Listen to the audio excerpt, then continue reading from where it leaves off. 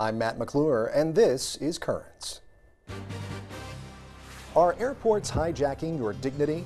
We'll take a look at controversial new safety measures. And we'll hear about a new effort to opt out of them. If you must fly, opt out of the scans that are potentially harmful to your health. Certainly an invasion of privacy and a violation of the Fourth Amendment. Plus, students head to Narnia and help those less fortunate.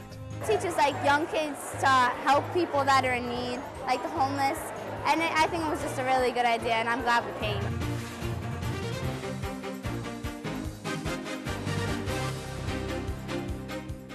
Well, good evening. Thanks so much for joining us. Francesca Maxime has the night off. Well, the debate over safety versus privacy has been all over the news recently. At issue are those TSA pat-downs and 3D body scanners at airports. Some people say the increased security measures are nothing more than an invasion of privacy, while others insist the safety of airline passengers should be the main concern. While the busiest travel period of the year begins tomorrow, AAA estimates 1.6 million travelers will take to the skies this Thanksgiving weekend. So we wanted to take a look at this issue, not just from a privacy perspective, but from a spiritual and moral perspective too. When the pastor of St. Vincent de Paul's Church in Manhattan arrived at LaGuardia Airport last week, he was given an unexpected reception. I was flying down to Charlotte, North Carolina. My suspenders have metal clips. He said, "Can you take the suspenders off?" I said, "No, my pants will drop down." So he said, "Okay, we're going to do something else." So then they did the enhanced pat-down, and that was not a very pleasant experience. Father Gerald Murray is just one of the passengers this holiday season confronting the new airport security regulations put in place by the Transportation Security Administration, or TSA. Passengers will be required to pass through metal detectors and, in some cases, advanced imaging technology units which perform full-body scans. Should the passenger refuse the full-body scan or set off an alarm, he or she will be expected to undergo the same thorough pat-down Father Murray experienced. I mean, do they have to do this to, 80-year-old grandmothers in wheelchairs have to go through this? There needs to be some modification of this. The procedure has stirred up controversy across the country, especially among air travelers. We have not had a flight go down since 2001. We have not needed any of these procedures. And I don't believe TSA has ever found a terrorist. I think it's ridiculous, and I think the pat-downs have gotten, if he did it to me, we could go to jail. Still others object to what they claim is a violation of their privacy, since body scanners can reveal intimate details, and the pat-downs involve searches of areas most people would prefer be left alone. The pat-down is rather invasive, and it was actually, had the same area patted down twice, so I thought that was a little excessive too. But TSA Administrator John Pistol insists drastic measures are necessary. I am very sensitive to and concerned about people's privacy concerns, and I want to work through that as best we can. The bottom line is we need to provide for the best possible security. In fact, a recent survey conducted by CBS News states 81% of Americans are not bothered by the body scanners. But while many understand that the threat of terrorism must be taken seriously, the media has picked up on images that have given people pause, like this young boy. Or this man, who was wearing a catheter bag and ended up soaked in his own urine. Or this woman, who was asked to show her prosthetic breast when it set off alarms. So the question is, when does security collide with basic human dignity? Father Joe Giabino, a professor of theology at St. John's University, says the line is not easy to define. What do I owe the other passengers on the plane? What do I owe the government as a facilitator of safety for all people? And then what do I owe kind of a universal notion of how we live in the world in the 21st century? But if an individual says, I have a prosthetic device, or I am wearing foundation garments because of cancer surgery, that should not become an object of ridicule. Then the TSA employees must respond with sensitivity and dignity. If not, we are in an abusive situation where more and more people who have overcome cancer, say, are going to be unwilling to travel and put themselves in a humiliating situation. One thing's for certain, passengers preparing to travel this weekend should brace for turbulence. Just ask Father Murray. It reminded me of, the physical exam I had when I joined the U.S. Navy. At that point, I was, of course, trying to join the military, so I had to accept that. But here I'm simply trying to get on an airplane. Well, not a simple topic to discuss there, and one that will continue to be talked about for some time. Well, stay with us. Another embryonic stem cell trial gets the green light. We'll have that story and the rest of the day's headlines next.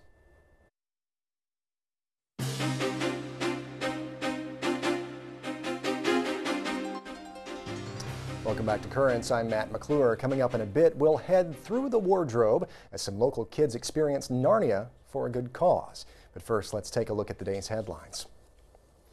Well, the new book based on interviews with Pope Benedict hit store shelves today, and the pontiff welcomed the author to the Vatican.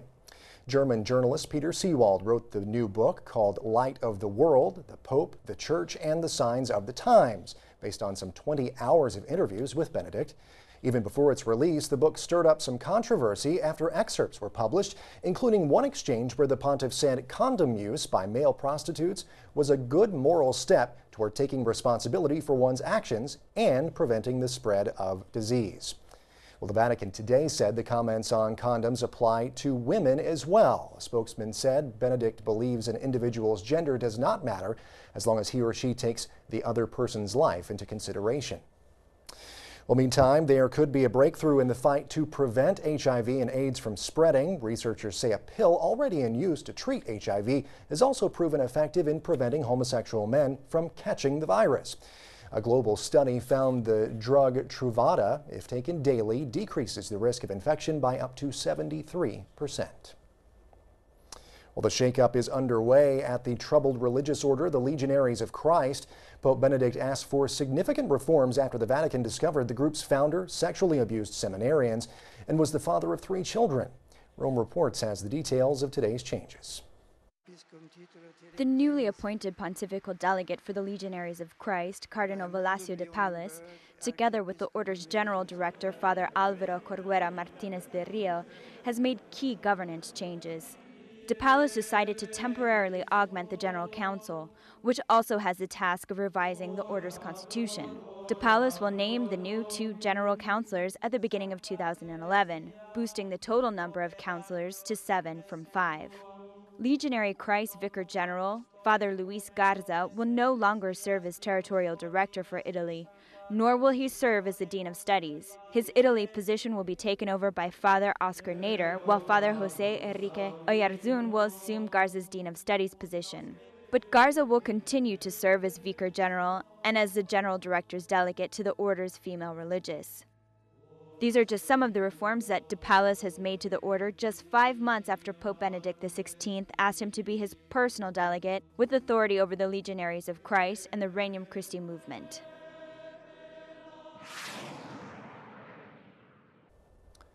Well, closer to home here, an anti-bullying Bill of Rights easily made its way through the New Jersey state legislature on Monday. Reports say the bill would make New Jersey's anti-bullying laws among the toughest in the nation. It would require school faculty to undergo anti-bullying training and would require each school district to keep track of the number of bullying incidents and report them to the state. Only one state legislator voted against the bill, but some conservative and religious groups are crying foul. The New Jersey Family Policy Council says the requirement for a week of respect could be used to teach children about homosexuality. The group says the bill as a whole could infringe on teachers' rights of free speech. Governor Chris Christie has not said if he will sign the bill. Well, for just the second time, the Food and Drug Administration has given the go-ahead for a human trial of a treatment involving embryonic stem cells. On Monday, the FDA approved the study of 12 patients with a form of muscular dystrophy that causes blindness in children. Massachusetts-based Advanced Cell Technology will conduct the study. Researchers hope the treatment will cure or slow down the development of the disorder. At the Vatican, pro-life groups and other Christian organizations have long opposed embryonic stem cell research, though, because they say it destroys human life. Well, across the pond, Prince William and Kate Middleton have set a date and location for their much-anticipated wedding. The couple will tie the knot in April 29th, as a matter of fact, this coming spring at Westminster Abbey. You'll recall Pope Benedict stopped there during his recent trip to the UK. Westminster Abbey is an Anglican house of worship now, but it used to be a Catholic abbey. It's played host to many royal weddings over the years, but it is not where Prince William's parents were married. Princess Diana's funeral was held there at Westminster in 1997. Now, meantime, the Church of England bishop who mocked and criticized the couple on Facebook has been suspended. Bishop Pete Broadbent apologized on Monday, calling his own comments deeply offensive. Today, though, the C of E announced that Broadbent has been asked to step aside until further notice. And finally, as Christmas approaches, children in the poorest corners of the world are no doubt in need of some holiday cheer. Well, Operation Christmas Child tries to brighten up the season by sending boxes full of supplies to kids wherever they may be. Reporter Brandon Arnold spoke to organizers in Illinois who say their operation has grown quite a bit. When Central Illinois first took part in Operation Christmas Child 15 years ago, few people probably realized it would grow into the movement it is today. In our first collection season, we collected like 1,800 shoeboxes. In this last year, we collected over 54,000 shoeboxes. The program sends hygiene and school supplies along with other items to more than 8 million children in 100 different countries for Christmas each year. And talking to volunteers, it's easy to see why they're so excited to get involved. Knowing that this may be the only gift that they will ever have received. You know, it's just a blessing to know that. Peoria is already the largest collection center in the country for Operation Christmas Child, and the program continues to grow thanks to people like Mary Meeker, who brought a few kids from her church to help out. It makes me feel good because these two young girls want to help others, and they think this is such an amazing program and a way to help other people less fortunate. So while these shoeboxes may not seem like much, they make Christmas so much brighter for children worldwide.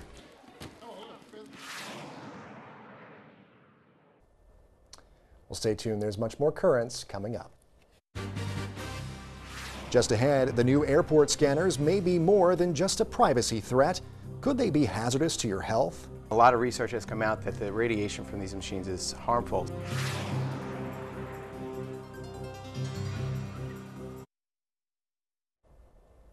Welcome back. Well, as we heard at the top of the show, the heightened security measures at airports this holiday season are setting off alarm bells, but it's happening among passengers, and one group is taking matters into its own hands.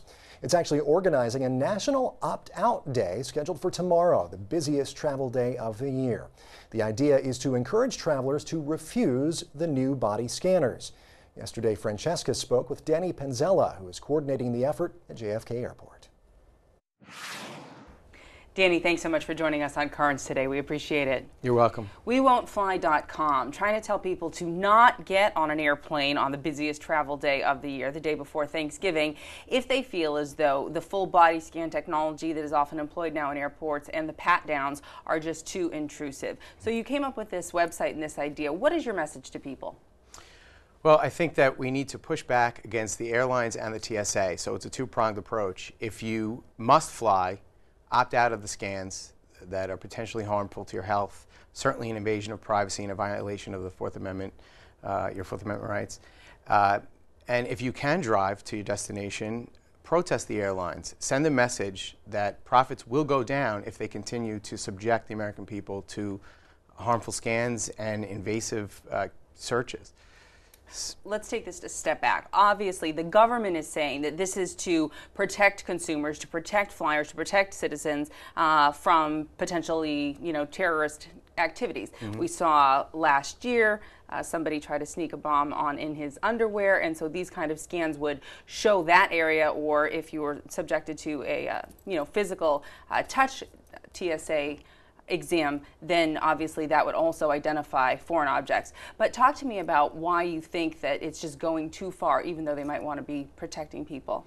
Well, for me, my personal opinion, a lot of research has come out that the radiation from these machines is harmful. So the idea that you're going to keep people flying safe by avoiding bombs when you have a better chance of being struck by lightning than killed in a terrorist attack, yet douse people with radiation, and TSA workers are going to be standing next to these machines and they'll be doused with radiation every day at work. substantially increasing risk of cancer, it's counterintuitive. We're going to save very few people who are killed in terrorist attacks, yet increase risk of cancer in a whole population of people who fly. And you're obviously doing the interview here today. What else are you doing to get your message out? Because it's clear that you're saying if this isn't something you go along with, then don't play ball. Well, we have people spreading the message all over the internet. Facebook is a powerful tool, and we're doing our National Opt-Out Day protest, which we're going to be staging one here at JFK Airport in the New York City area. Also, Newark Airport has a protest going on where we're going to try and educate flyers as they go to fly for the holidays on their choices and their rights, the rights to refuse the scan and their rights to refuse to be what many people are saying amounts to molestation by TSA workers. Do you think that a lot of people are aware of the potential radiation dangers associated with this? No, I don't think it's been widely enough reported. Several technical and science journals have reported on it. The media, mainstream media, for the most part, has not picked up on it. And this information is just starting to come out. The University of California just sent a letter to the White House Science Czar asking for a moratorium on these machines until a more comprehensive investigation into the health effects can be determined. And we sort of chuckled about it when it came out maybe a few weeks ago or so. Someone said, don't touch my junk. He didn't want to go to the actual, pat down. Yeah.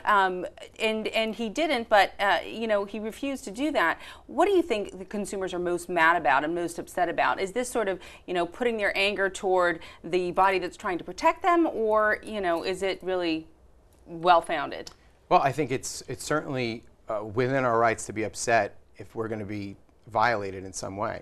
So the question really, I think, becomes how much are we willing to pay for freedom? Are we willing to be inconvenienced? Are you willing to walk away from that and miss your flight if TSA refuses to let you on the plane? Are you willing to not fly? Are you willing to be inconvenienced by having to drive to a location?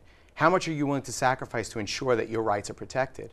And the more of us that opt out, the more of us that push back against this tyranny, the better chance we have of having it completely done away with. Do you have any particular goals, numbers of people that you're sort of hoping opt out, or Well, I would like 100% opt out.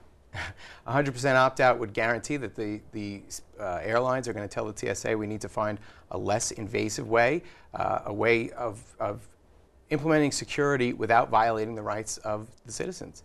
To violate constitutional rights for any purpose is wrong. Benjamin Franklin said, "He who trades essential liberty for temporary security deserves neither one." Well, on that note, Danny, with the words of Benjamin Franklin, we will have to leave it for now. But thanks so much for joining us today on Currents. We appreciate it. Thank you.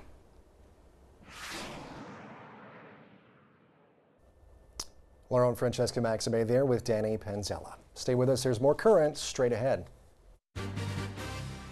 When we return, it's more than a movie. Students get an education and lend a hand. Doing something positive to help those in need and knowing that maybe one day we might need help too.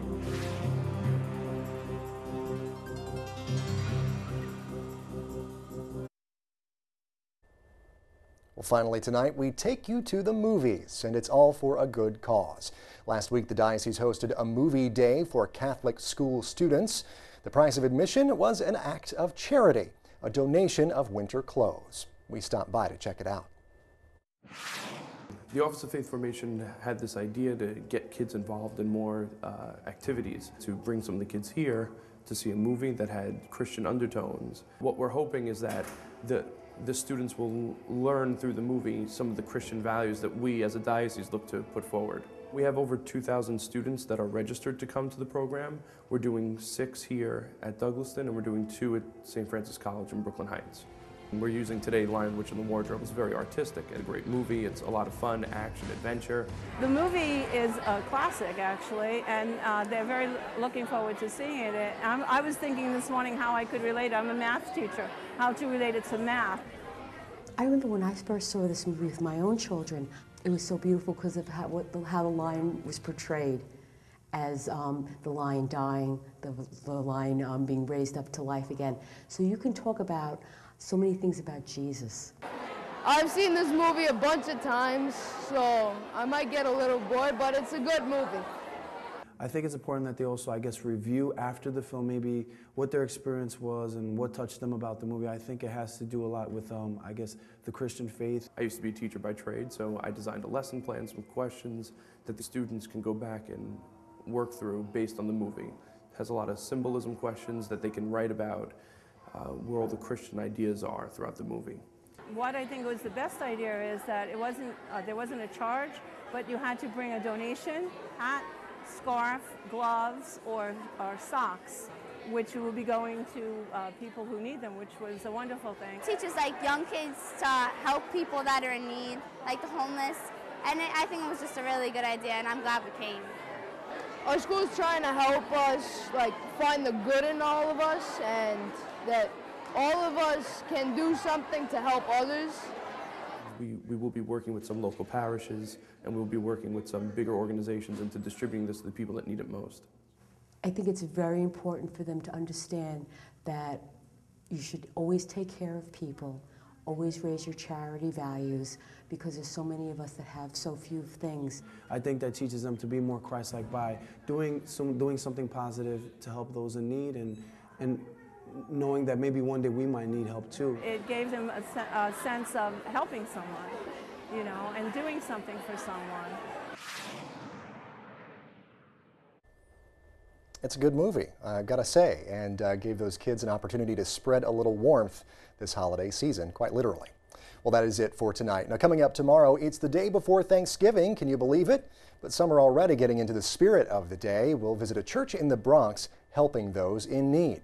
In the meantime, though, remember, we're always online at currentsny.net. You can also find us on Facebook and over on Twitter as well. Until next time, I'm Matt McClure. Thanks so much for joining us. Have a great night.